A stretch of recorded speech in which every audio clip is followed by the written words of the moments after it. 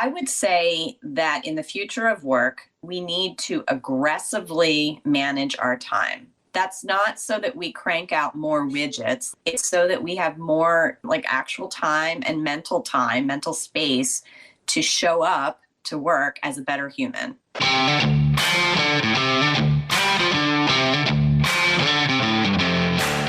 You work hard in your business. On the Profit by Design podcast, we ask the big question. What has your business done for you lately? Hi, I'm Dr. Sabrina Starling. I'm the business psychologist, the author of the 4-Week Vacation and the How to Hire the Best series, as well as the founder of Tap the Potential, where we coach entrepreneurs like you to design sustainably profitable businesses that give you more time for what matters most and more money in your bank account than ever. Because after all, we believe work supports life, not the other way around. Weekly on the Profit by Design podcast, we bring you tips, tools, and strategies from our own experiences and from the experiences of our guests who are entrepreneurial thought leaders and real life entrepreneurs, all to support you in making intentionally profitable and sustainable business decisions to live the lifestyle you desire.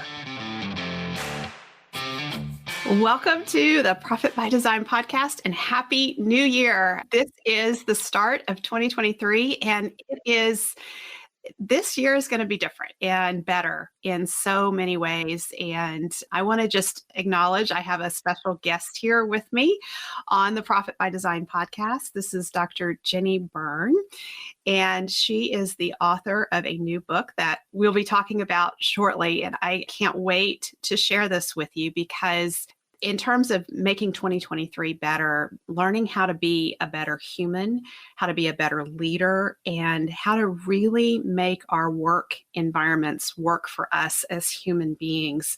That's the topic of Dr. Jennie's book that we'll be getting into shortly.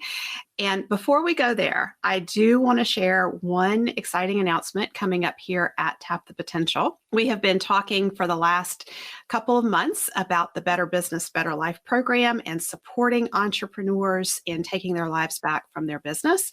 And so I want to make sure everyone knows that on January 16th, we have our Better Business, Better Life Jumpstart coming up. And the Jumpstart is your opportunity to have an immersion experience with Tap the Potential and work with our team to take the initial steps from the Tap the Potential solution to taking your life back from your business. This is a closed door live Zoom training with myself and the other members of the Tap the Potential team, where we work with a group of entrepreneurs to take you through designing your business to be sustainably profitable and putting strategy in place so that as you go through 2023, you will have a business that allows you to have that life that you want to experience, the freedom that you want to experience.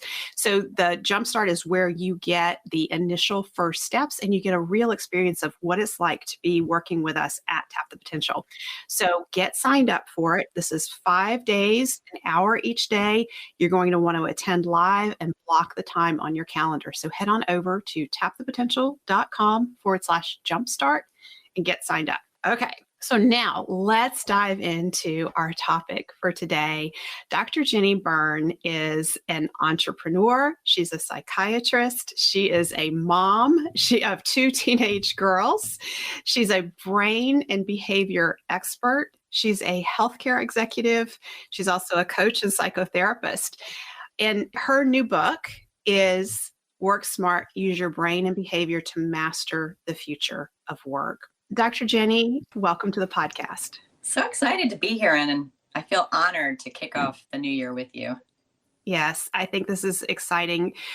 I've had the honor of being on the journey with you as you have written this book. I remember a conversation that you and I had about a year ago when you were writing the book, and we were talking about just what it's like to be a business owner and a professional these days in this world and how challenging it is. There's so much competing for our attention and how hard it can be to just show up as your best in the workplace. And I know that you have a very powerful why for why you wrote this book. So I think let's just dive in there and talk about what inspired you.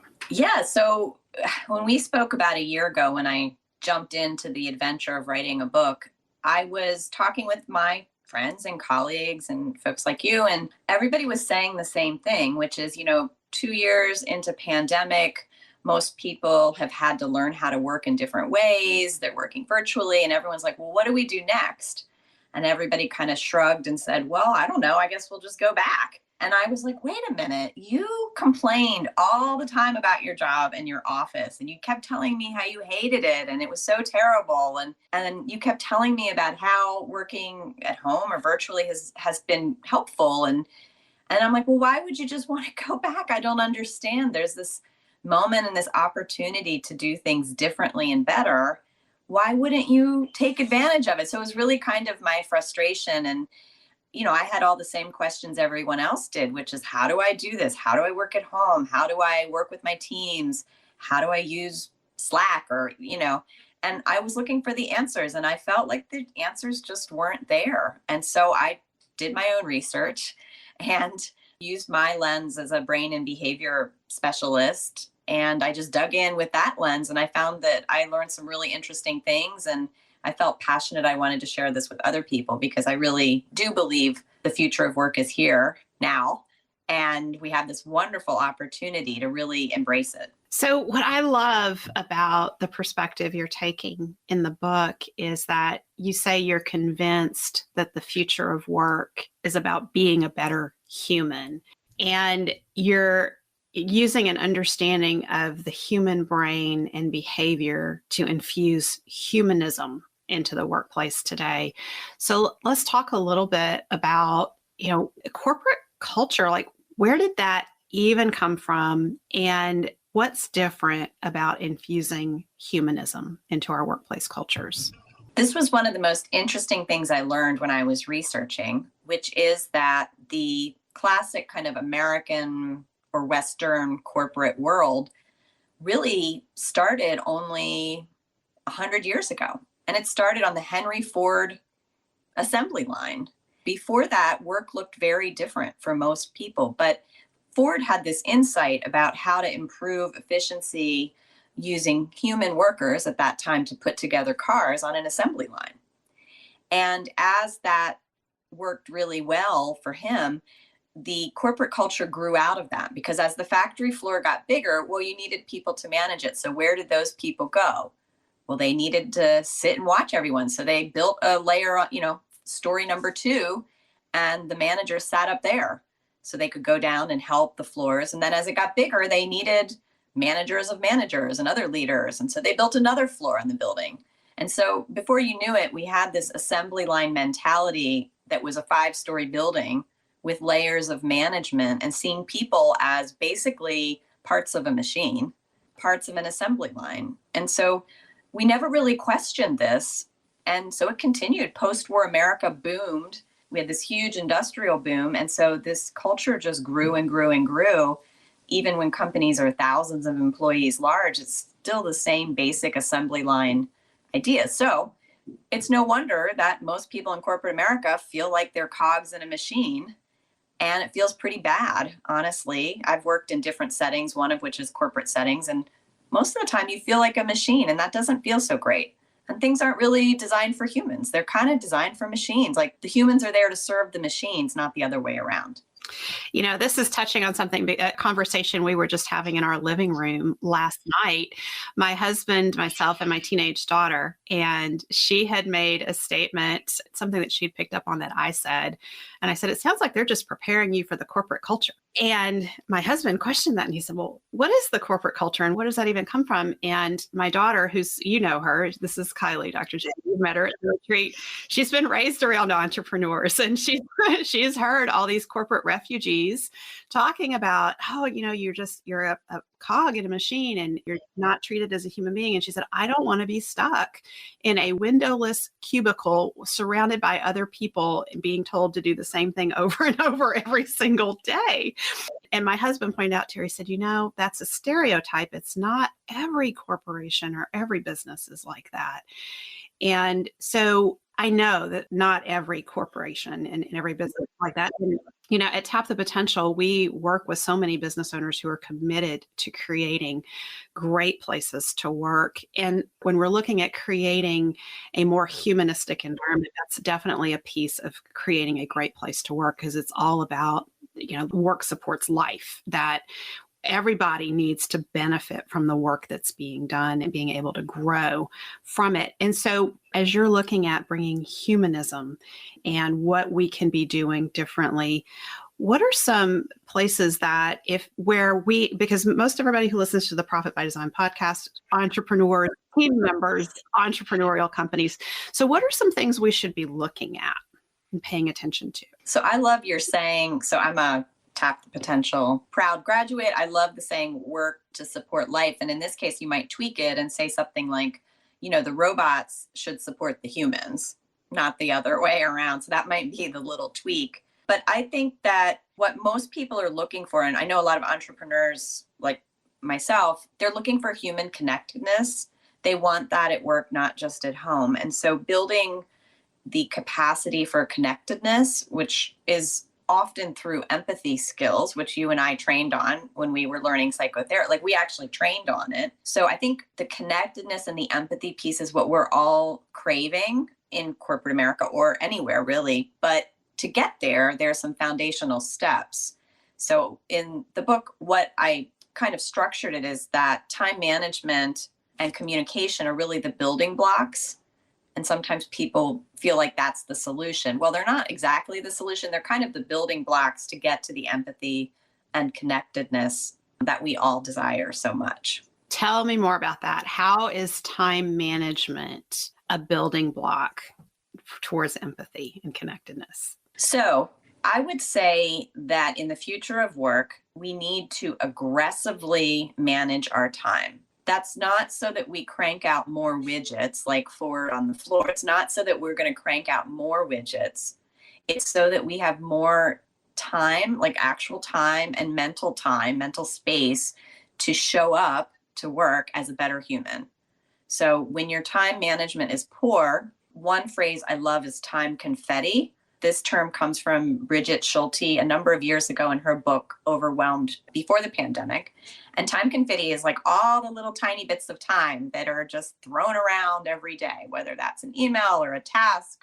So people are throwing their time around and scattering it around, which we know is very ineffective from psychology and studies of the human brain. We know that you lose productivity dramatically when you throw your time all around. So one example of time management that's really important is learning how to chunk tasks that are similar, so you're not task or context shifting back and forth. So for example, if you have email, most people still use email, limiting your email to one chunk in the morning and one in the afternoon, or maybe 3, or maybe 1 a week, or whatever works for you, but chunking your emails and then turning them off. That is way more effective, and it keeps your brain from trying to jump around.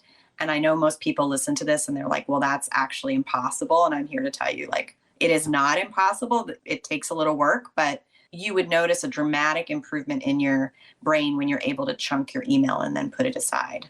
Yeah. And I want to share that I personally checking my email once a week now. Wow. You've really chunked. I have chunked, and I have an executive assistant who filters my email. And it doesn't mean that I don't respond to I only respond to email once a week. She will tell me, hey, there's something here that needs your attention. And I'll go in at some point during the day and I will respond to that. But as far as just sorting through and going through, it's once a week and it's about an hour. And so I love that phrase, time confetti, because it's so easy for us. I feel like one of the greatest learnings that I've had, and it's probably taken me 5 years to get to where I'm getting more masterful at it, is to understand that there's all these little things that want our attention throughout the day. Social media, our phones dinging, text messages, phone calls coming in, and we don't have to respond. Like that awareness, like, oh, just because my phone buzzed in my pocket, I don't have to take it out and talk, or I don't have to do something with that social media post or whatever that's pulling the attention. and just giving myself that permission to do that. And it allows what you're describing, the time blocking, to happen so that we can focus on our highest value, or what I call the $10,000 an hour activities for entrepreneurs. If we allow that time confetti to come in and take our time, we don't ever have the time to focus on that high value activity. In your experience and in the book, what are some tips that you give, and what advice would you give for people who are really feeling like, I can't ever get to this or that feels really important? When I've coached people and coached kind of myself too, and like you said, it does take years sometimes to get like really good at it. I think one of the biggest tips is just start with like 5 minutes. Carve out 5 minutes of not checking email or not checking social media. And this is where, you say robots can help the humans. Most of these platforms are designed to grab our attention, right? With little ping, ping, ping dopamine squirts in the brain. But they're also designed that we can turn them off and put on. It takes an extra step, but you can make the robot serve you instead of the other way around. So my first tip is just carve out 5 minutes. And if all you do in that 5 minutes is okay, what are my email settings? I'm going to reset them so they don't ping on me, on my phone, or just start with a very small amount of time where you're not checking things. And then you can kind of build up on it. Another one is my favorite to experiment with at the beginning is schedule send. So if you're using either email or Slack or pretty much any platform, you can schedule send the email. So if I happen to look at an email at 1 p.m., I don't respond at 1 p.m. because I don't want the other person to get into that email ping pong with me, which is what is the normal culture. So I write the response and I time it to go out at 4:45 p.m. So my secret tip, if you ever get emails from me, you'll see they're always at 4:45 p.m. And that's so that you know that I got your message and that I have a response for you, but so you don't feel pressure to respond before you sign off at 5. That's secret tip. I love that. And the email ping pong is so true. And that can become a huge time suck for both people involved. So let's shift here and let's talk about Zoom fatigue. And because Zoom has become very much a part of our reality in the last few years for everyone. So, and we feel it. We talk about Zoom fatigue. What's underneath that and what can we do about it? So as a result of the pandemic, people got more interested in this. There was already research happening, but what is so fascinating about Zoom or other video interactions is they're not really very well designed for humans. So when you put on your default, typically you have some sort of Hollywood squares, right? You see a whole bunch of faces looking at you. You see your image down in the corner. So our brains have 2 kinds of neurons that pick up on this. So we have face neurons. They're neurons in our brain that are specifically designed to recognize faces, specifically human faces, although monkey faces can sometimes trigger them, but we have special cells for that. And we're very social creatures. So that's part of our brain. So when we see a face, it really activates our brain. There's a couple networks that get activated with these face cells. We also have something called mirror cells. So the mirror cells in the brain, as humans, we want to mirror each other's behavior to build trust and bonding. This is another tip to build trust with someone, right? If you see me go like this, and then you go like this, it's an automatic signal to the brain subconsciously that this is someone who you can trust. So because we have mirror cells and because we have face cells, when we see a Zoom screen with our own face or a bunch of faces looking at us in a very unnatural way, it triggers all sorts of confusing neuronal signals to the brain. And we have to spend huge amounts of brain energy trying to process it all. And that's why we get so exhausted. Couple that with people that are women or other underrepresented groups who feel like they're typically very scrutinized for their appearance. Now you put on that, self-view and it gets even worse. And so the research is showing that Zoom fatigue is worse for people who, like women and underrepresented groups, who feel more scrutiny. So the bottom line is, if you want to feel better when you do Zoom, it's not great because it's still not supernatural. But if you want to feel better, turn off your self-view.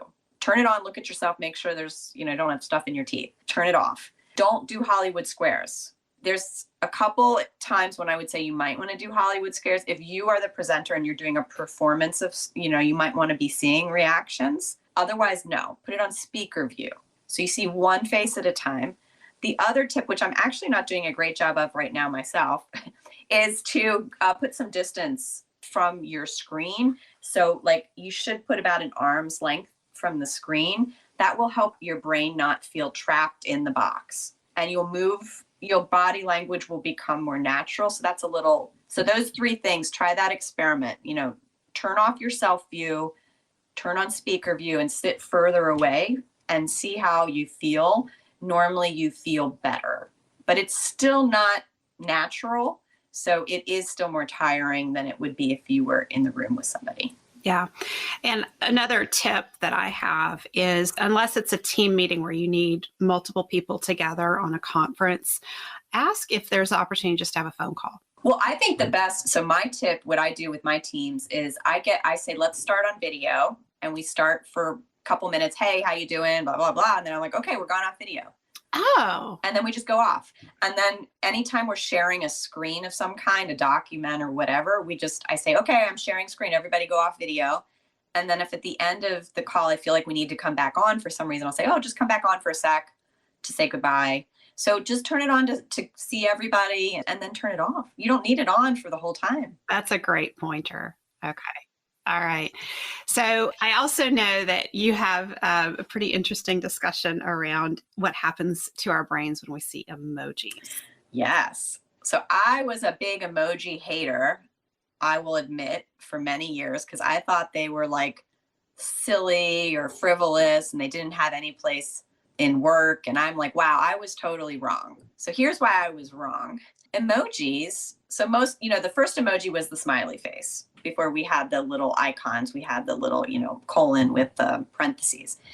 So I think I mentioned earlier, right, we have face cells in our brain. What's interesting is emojis are recognized as faces by our face cells in our brain. So our brain is reacting to emojis in a similar way that we would to an actual human face. So a happy emoji is triggering happy face. Sad emoji is triggering sad face. And, there's some slight cultural differences between facial expressions, but for the most part, they're fairly consistent across time and culture. So emojis actually help our brains work better, which I was a total skeptic on. And now I'm a total convert, and learning how to use emojis and icons has been really helpful. So I'm curious, because this triggers for me. You sent me an email a few weeks back, and it was very concise, bullet points, and now I understand all the emojis in it. And I did. It was you asked me, how was this email for you? And I was like, this format's great. It was fun, but I didn't know all the why behind it. So talk to me about the conciseness. And you have this on your website for your book too. And it's also in the flyer that you sent me about your book. Yeah. So what I've learned, and I would say I'm continuing to learn, and I'm learning more about the visual design part of how brains work. But basically, when you're doing written communication, right now our culture is so awash in words. Most people write email in this very formal, as if you were writing some memo that was going to be framed on the wall kind of way, right? Not in a natural human way at all. So you want to keep the formality needed to, this is a document that could, be used in the workplace and be audited or something, so you need to keep some formality, but you also need to make it very concise. So anything you can do to minimize the number of words. So you mentioned bullet points. I love bullet points, but what I like even better is now I use an emoji or an icon for my bullets. So if I want to talk about a thank you, I might use a thank you emoji as the bullet. If I want to talk about my book, I might put a little book. If I want to just be happy, I have a little emoji that's like my little sunglass guy, just because that's kind of suits me. And then people start to recognize your emojis, like which are your favorite emojis, and they start to think of you without, consciously knowing it's you. So basically, where can you put a couple symbols in instead of words to trigger that part of your brain? Where can you link to things in your document as opposed to writing them out? So I think what I sent you, I said, here's the link to this. And then I linked a hyperlink in the email. Here's a link to this. Here's a link to this. And so what they see is a very straightforward 3-bullet, message, but it actually can go much deeper if you link into things. So there's a book called Smart Brevity, which came out recently, and it's kind of controversial for what they talk about, but they do have some really clever ideas about how to really get concise with your language in a way that humans respond to. So I think that's an interesting one to check out. Well, I will say that, when I opened your email, my initial was like, I'm curious. And when I open up an email that is long and multiple paragraphs, my initial reaction is like, oh, I'll do this later.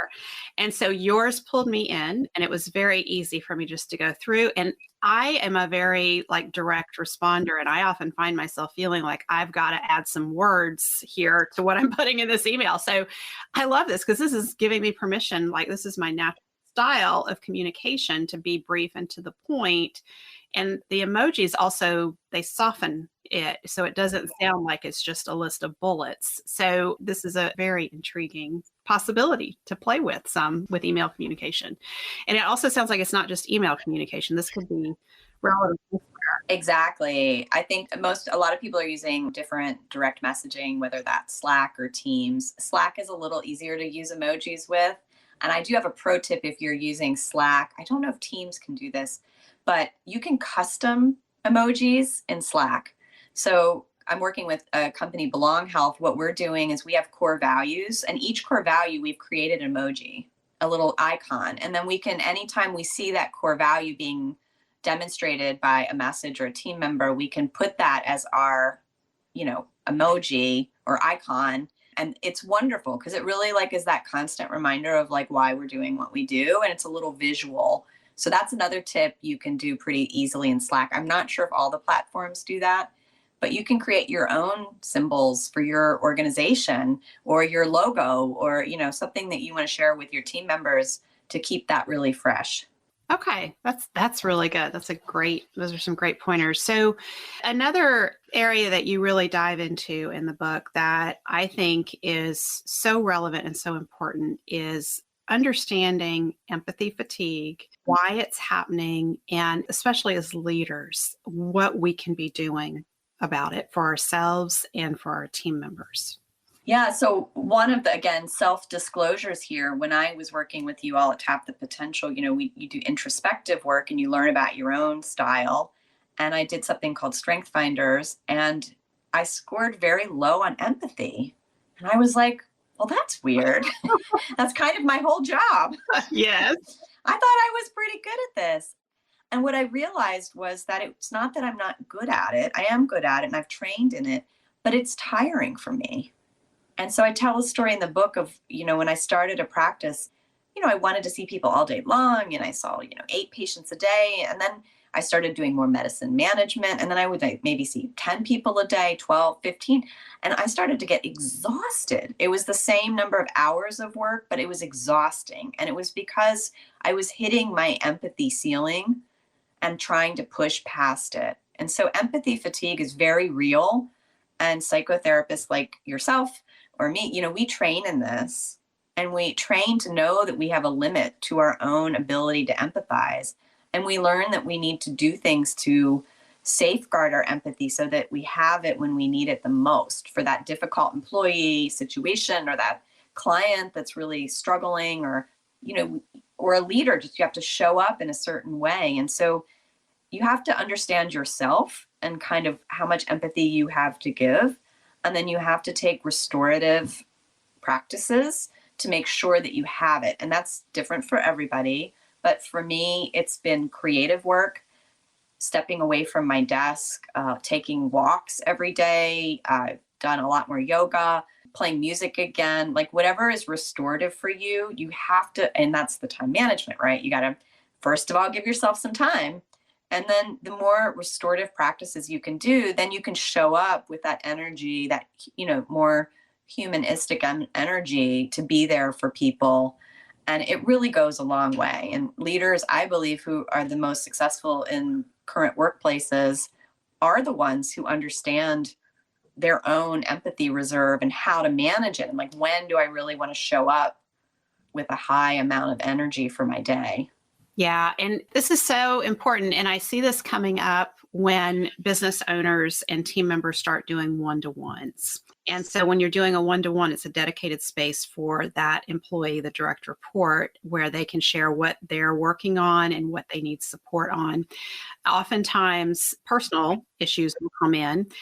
And that's good. They should be there because you need to know your team members as a whole human being. And when they have things going on in their personal life that affect their work, it's great for you to be able to support them.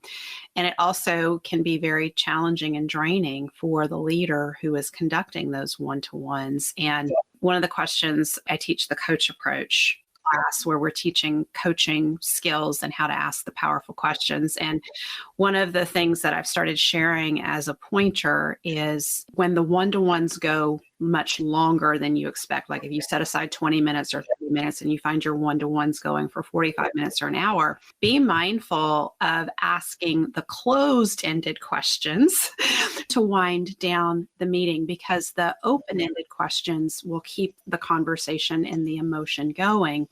And so just coming in, and the other tip that I have around this is when it's about 5 minutes to the end of the meeting, say, I'm noticing our time. You know, what else is important that we need to get to, or what are you taking away from our conversation today, to wind it down. And that is a way of protecting you, the leader, because you don't have boundless empathy and time. And the other thing to be aware of is how you schedule those one-to-ones. So what advice would you give around that? So again, this is where we're all human. We all have things that work better for us. So for me, chunking one-to-ones is very helpful. So we talked about chunking like tasks. So for me to say this afternoon is all my one-on-one time. And then I know before that starts, I need some restorative, I need some quiet time that morning. Maybe I need a walk before I sit down. That's one tip for me, is to chunk them. Other people might find it better to do one a day at a certain time of day, but I like chunking them. I'm also a big fan of buffers. So anytime you schedule a meeting, don't schedule, if anybody goes to my calendar, you're going to be like, why are all your meetings 15 or 20 minutes long? You need a buffer in there, right? Either you're a human being, you have to go to the bathroom or do whatever human thing you have to do, first of all. And then you need to sometimes gather yourself. And as a therapist, you learn that, right? You need that 10-minute buffer between appointments to pull yourself together sometimes, right? Take a moment. And then, the other, when you were saying about the wrapping up, I'm smiling. I'm remembering in therapy, there's something called the hand on the doorknob comment, which you've had probably hey doc, my hand's on the doorknob. I'm walking out the door. Oh, by the way, I had liver failure last week, or by the way, I'm getting divorced. Or so people, that's a very human thing to do, is to, dump something at the last minute.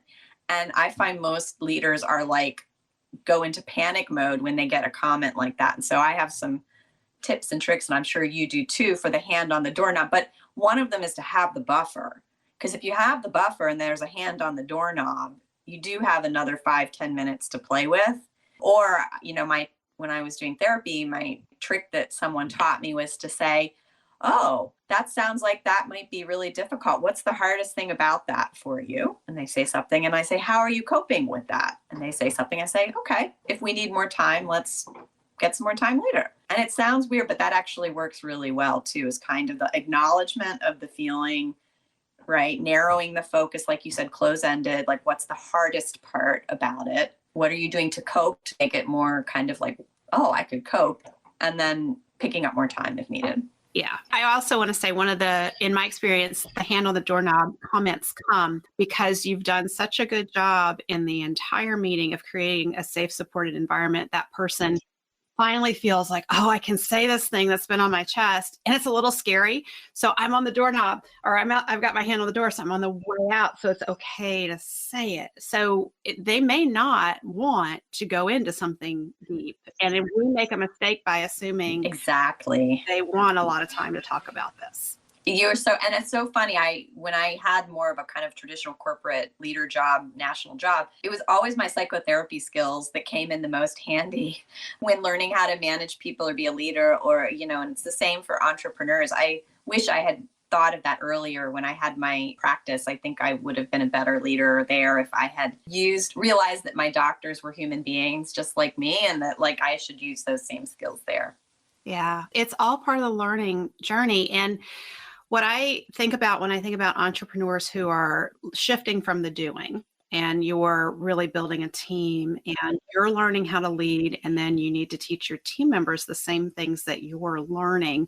So as we're learning to be better humans in the workplace and being more mindful of how Zoom impacts our humanism and how emojis impact our humanism, and in time management, how that creates an opportunity for us to be better humans with each other. How do we teach this to our teams? We learn it ourselves. How do we get this to our team members? I try to, this is where one of the reasons I wanted to write a book was so I could learn how to tell stories in a better way and give examples and things that would resonate with. Some people respond better, to stories. Some like to look at data. And so learning new ways to kind of get the message across, and then making it really practical. I think the more that you can have a concrete example of something and dig into it together, very practical. So don't say, oh, you need to write better emails. Like say, let's pull up the email. Let's go through it. Okay, here. Oh, well, maybe you could do this. What do you think is, and like just being more hands-on and like concrete when you're trying to explain a concept. And then when I coach, one of the things I like coaching, which is a little different than psychotherapy, is that you do these little like experiments, right? You're like, okay, here's the concept. Why don't you go do an experiment? What's the experiment you're going to do? Let's get curious and come back to me and tell me, how did it go? What did they say? Like I'm super curious. And I find that, again, in coaching, you can do a little more of that sometimes than in therapy. And making everything an experiment to me makes it more curious and fun, and giving your staff permission to have a little fun. Like the emojis are kind of fun, like this is something I've learned over the years. Like I don't have to be so serious to be effective. And then sometimes I'm a little vulnerable too. And you mentioned like showing up for those one-to-ones. If I have something in my life that is really impacting me and I can't pull it together, I might even say like, hey, I don't really need to go in the details, but I just wanted to let you know, like I got some other stuff in the background. And so if I seem a little distracted today, I'm just letting you know up front, I'm sorry, that's something going on, and we can always get more time later if we need it. And you don't want to dump all your problems on your team because that's not helpful to them. But sometimes it's okay to be a little vulnerable and share something fun about yourself. Or I've been sharing more about, things I do for fun. And there's a colleague of mine, Dr. Alan Schlechter, who is a psychiatrist I trained with, and he is teaching at NYU about positivity, and he's researching something called positive assessment, where you prime people with positive emotions to get them to think better. So when you're a psychiatrist, for example, normally a patient comes into the doctor and you're like, well, what's wrong with you? And the first thing you do is talk about all the things that are wrong with you. And that primes you negatively. But if you prime a patient, they come and say, well, I want to talk about all this, but first let me ask, what are your strengths? What will your friends say are really great things about you? It primes them with positive emotions so that they can then open up their thinking with you. And his work is just fascinating. And there's like practical applications for that too. I have tons of anecdotal experience with it. Dr. Jennie, we always start off meetings at Tap the Potential asking about wins and successes. And that happened, we started doing that because early on in my coach training, when I would sit down with a coaching client and I'd ask them, where do you want to focus today? If that was the question that I started with, then we got all the problems. And it was a very energy draining meeting. But I learned if we start with what are the wins and successes, that moves everyone into a positive frame of mind and an empowered frame of mind. Then we can tackle the challenges with that energy that comes from that. And you have teenager, I have teenager, one thing with teenagers is sometimes they don't come to you with the wins of the day. And so sometimes, I started doing with one of my teenagers, my weekly retrospective. We've been doing it together. And I'm like, well, what was your win of the week? This was my win. What was your win? And it's so true what Dr. Allen is teaching. And as a leader, an entrepreneur, showing up with that kind of energy, it just goes so far. It's really hard to explain until you've seen it in action. And many of your listeners maybe have seen it in action and seen it be really effective.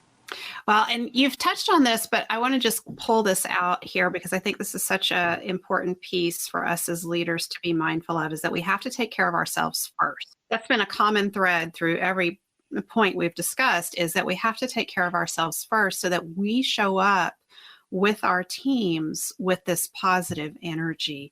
Because if we don't do that, if we just go from one thing to the next and we bounce around, then we're not bringing an energy into the interactions with our team members that's going to create the best thinking, the best interactions, and things slide off from there. And so a lot of the entrepreneurs that I talk with really struggle to give themselves permission to do the self-care. And it feels like, well, there's so many things needing my attention. How do I even make time for this?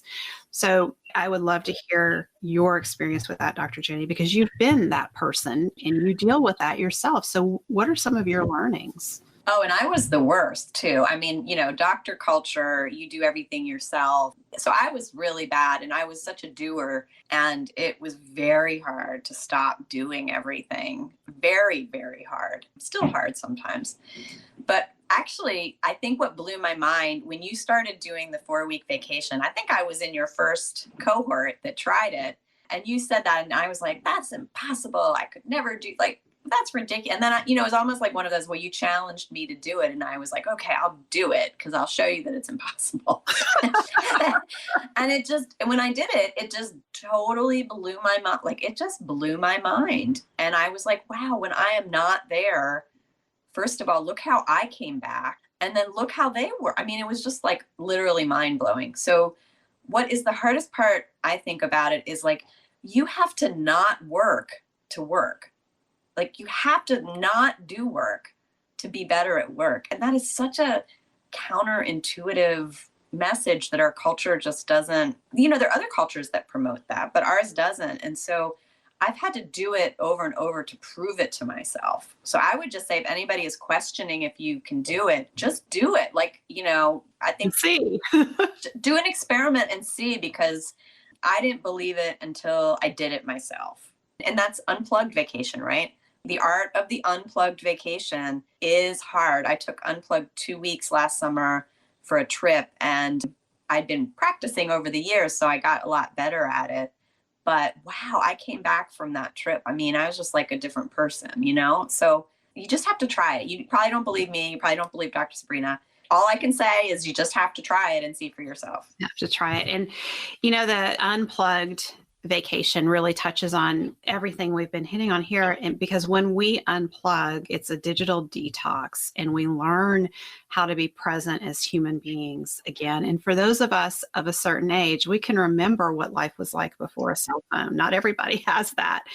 And that is a touchstone that I often hear when older entrepreneurs come back from vacation. They're like, this was like being a kid again.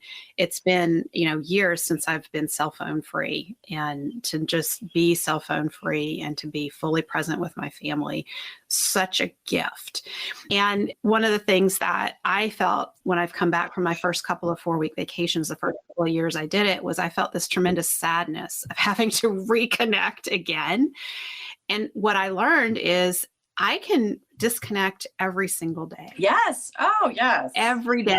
I can put the phone away at the end of the day and be fully present with my family. I can do it over the weekends. So we have to learn to give ourselves permission so that we don't have to just wait till a vacation to fully unplug, but we can make that a part of our daily experience. And that allows us to be the better humans that are needed to lead in our workplaces. Yeah. And make the robots work for you. So my solution is, I have kids that go off to school every day. And so if there's something emergency, I want to make sure someone can get me. So my solution is a watch. So I don't have my phone with me at all. I just have the watch. And that way I know that any urgent phone call or text can come through to me. So I'm like, well, I just got my watch on. I'm good to go. So it's not like I'm unplugged from my watch, but I'm making the robots work for me instead of against me. Yeah. Instead of feeling beholden and that you have to just respond. And I would say the one caveat to what you mentioned with the 4-week vacation is that for many people, being unplugged is really uncomfortable. Their brains are really used to getting the dopamine squirts and the being plugged in, or fear. I talk in the book about fear of missing out, regret, aversion. So it's actually really uncomfortable. And so a tip I had, I think you talk about this in the book, but I plan something to do so that I feel like I'm going to do something. So, that might be, I'm going to take a walk. I like make this plan, and whether or not I follow the plan isn't important. It's just to minimize some of the discomfort I feel in the idea of like being unplugged. And I would offer for someone who feels really uncomfortable being unplugged from work, like they just don't think they could do it. I think you've had some clients who did a learning adventure related to work where they traveled to other businesses, or so it's still kind of workish, but it was not in the business. Mm-hmm. And that's I think if you're really profoundly uncomfortable with unplugging, that's a good strategy. Go learn something that you can bring back. Well, we've had multiple clients at Tap the Potential write books on their 4-week vacations. And that's a perfect example because a book takes a lot of intensive focus and it's very hard. You can't write a book in between all the things in life. It might take 5 years to write that book if you do it that way. But having that ability to just intensely focus on something that matters. And the rule of thumb that I have is, does this give me energy? If I'm on my vacation and I'm going to pick up a business book, am I doing it because I have to? Or does it feel like I want to know what's in this book? I'm curious about it. I can't wait to get to the end and acquire this information. And so does it give you energy? And being on vacation doesn't have to mean sitting on a beach. It could mean all sorts of different things for different people. And some people are like, well, I don't want to sit. I'm not the kind of person that can just sit on a beach. You don't have to just sit on a beach. The key is that you're not doing your normal day-to-day in the business work activities. Yeah, it's a pattern interruption. What's the most important is that you get out of the day-to-day routine, like you just said, Dr. Jennie. And when you do that, it creates opportunities for creativity to flourish. And we entrepreneurs use creativity in everything we do. Every problem and challenge that we solve in the business requires our creativity. And when we're just running around from one thing to the next, our creativity is just diminishing more and more and more. Because your brain has to be in a certain state to play and be creative. And if you're checking email endlessly, that's not the brain state that's going to let you come up with creative solutions. So I am really excited because today is a big day. Your book is available on Amazon. Yes, I timed it perfectly. Today it finally got uploaded and the ebook is ready. So the book is Work Smart, Use Your Brain and Behavior to Master the Future of Work. And there's a promotion going on right now, Dr. Jennie. I want to give you an opportunity to talk about that.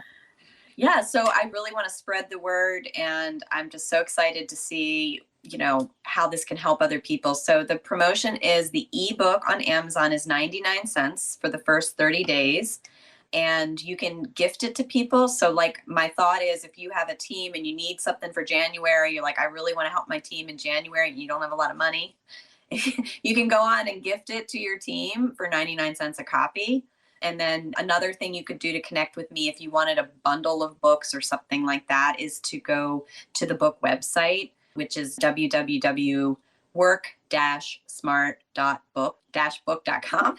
And you can also just contact me for other ways that I could get you some copies or talk with you more. But I'm very excited. It's been almost a year now in the making, and I'm really eager to spread the word. Yeah. Well, and just to clarify, the URL is work-smart-book.com. And I love Dr. Jennie's suggestion of sharing this with your team. One of the things that many of our business owners at Tap the Potential do is doing book club discussions with teams. And so this is a book that you can get while it's 99 cents, get it for all your team members, and then have a book club discussion. And I think that's a great way just to support your team members in being more effective and more human at work. I know that discussions that would come from this book would really engage team members and help them feel like you care about them as human beings. And over in my research, when I look at what are A players looking for in the workplace, when they feel cared about and respected as human beings who have lives away from work and who show up with all their selves at work, not just showing up and filling a role. But when you show them that you respect them as humans, that's where they really engage. So this book is a great tool to support them with that. Dr. Jennie, thank you so much for being with us here on the podcast. I can't wait to hear how the book spreads and what opportunities come out of this because you've written this book. Well, thank you for having me on the podcast, and thanks to everyone at Tap the Potential for all the help over the years. And there's a spoiler alert, there is an interview from Dr. Sabrina in the book, so you can also check that out. Was honored to be included. Well, you have a wonderful rest of your day, Dr. Jennie. Thank you, Dr. Sabrina. Bye. Bye. Thank you for spending time with us today. Join our conversation in the Entrepreneurs Take Your Life Back Facebook community at tapthepotential.com/group. Share your aha moments from today's episode, ask me questions, and join in on the fun with your fellow entrepreneurs on the journey to designing sustainably profitable businesses that give you more time for what matters most and more money in your bank account than ever. And finally, share today's episode with a friend if you know a friend who would enjoy it. This is real life business. Keep your chin up, keep moving forward. You got this. If you've gotten value from today's show, don't forget to subscribe so you never miss an episode. And if you are a repeat listener of the podcast, know that we greatly appreciate you at Tap the Potential. And to that end, I have a request. Please consider leaving us a review on whatever platform you're listening on. Our reviews help other entrepreneurs like you to find us. Be a part of our movement to help entrepreneurs take your life back from your business.